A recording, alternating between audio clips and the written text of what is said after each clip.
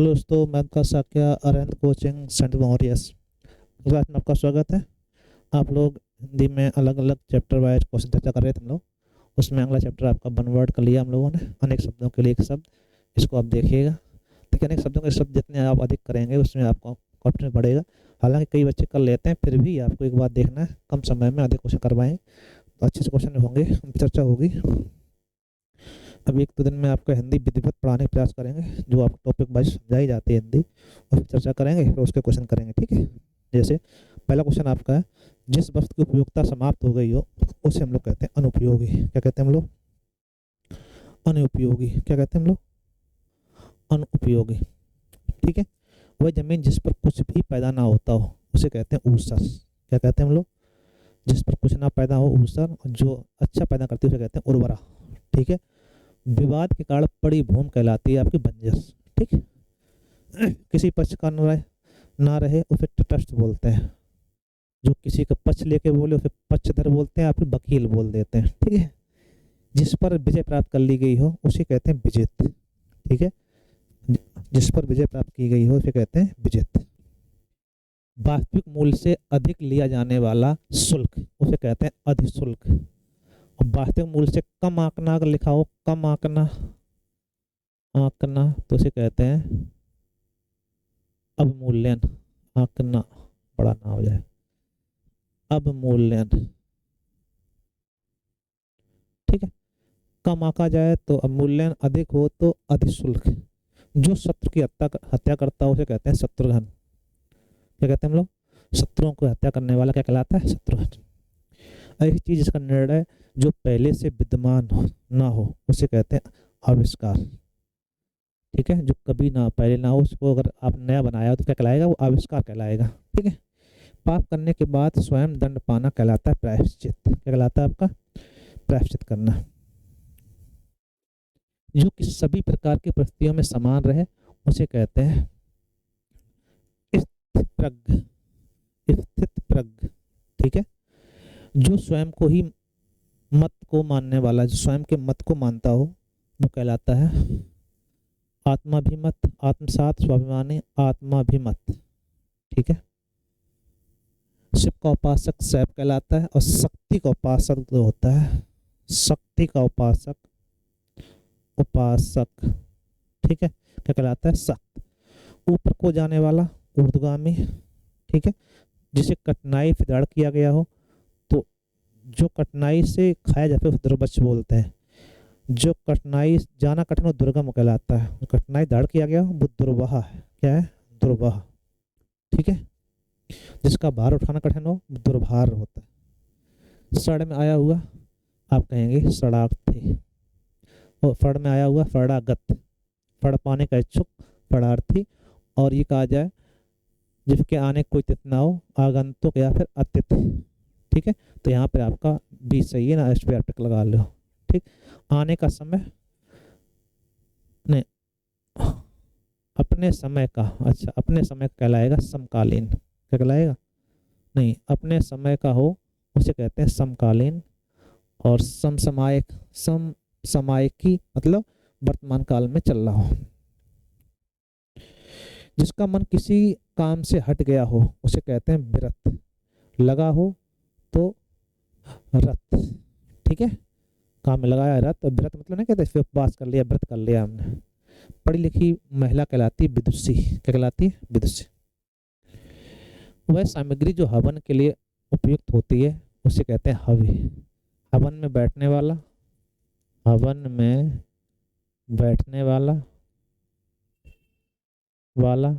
जो हवन करते हैं उसे कहते हैं होता। क्या कहते हैं? होता। जो कराता है उसे कहते हैं होत्र, पंडित जी। ठीक है।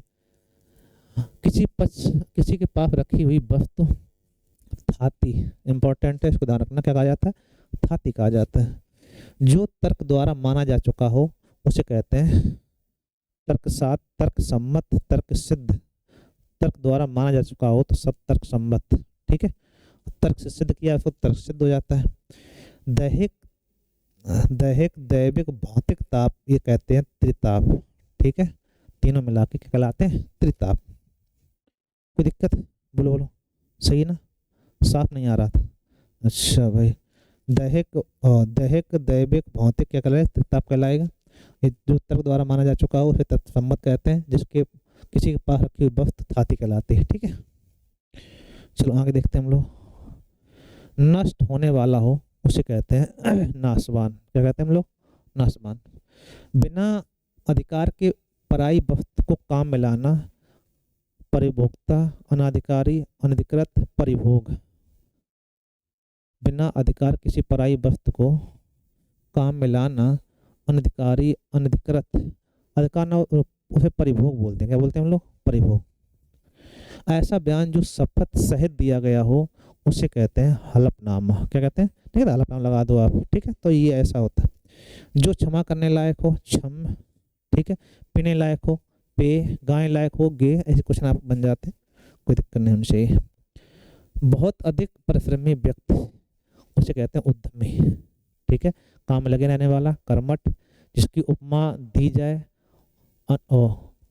उपमान और उपमेय, एक उपमेय होता है, एक उपमान होता है।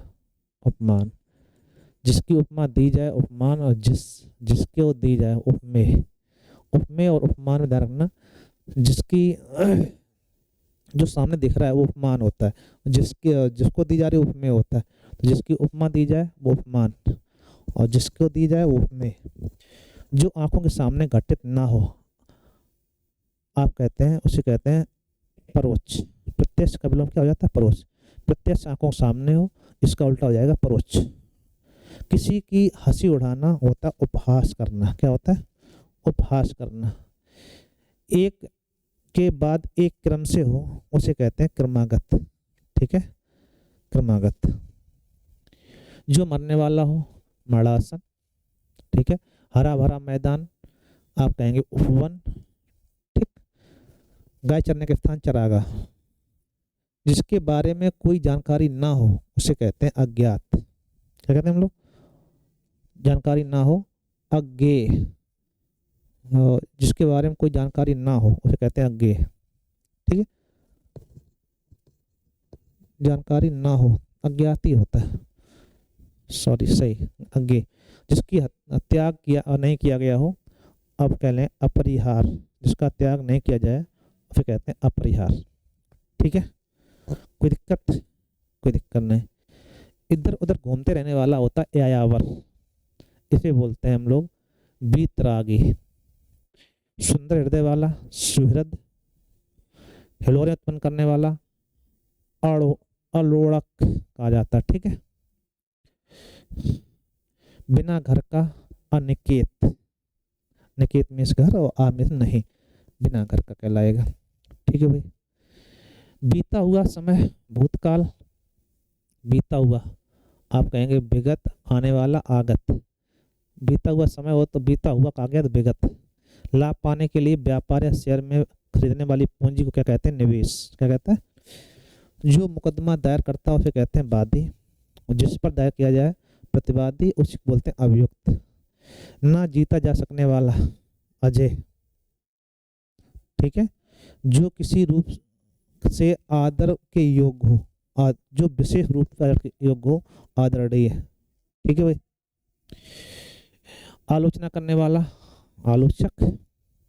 जो बिल्कुल नष्ट ना हो उसे कहते हैं, जो बिल्कुल नष्ट हो गया हो उसे ध्वस्त बोलते हैं। क्या बोलते हैं? ध्वस्त। कृपा के कारण संतुष्ट व्यक्ति उसे कहते हैं कृतार्थ।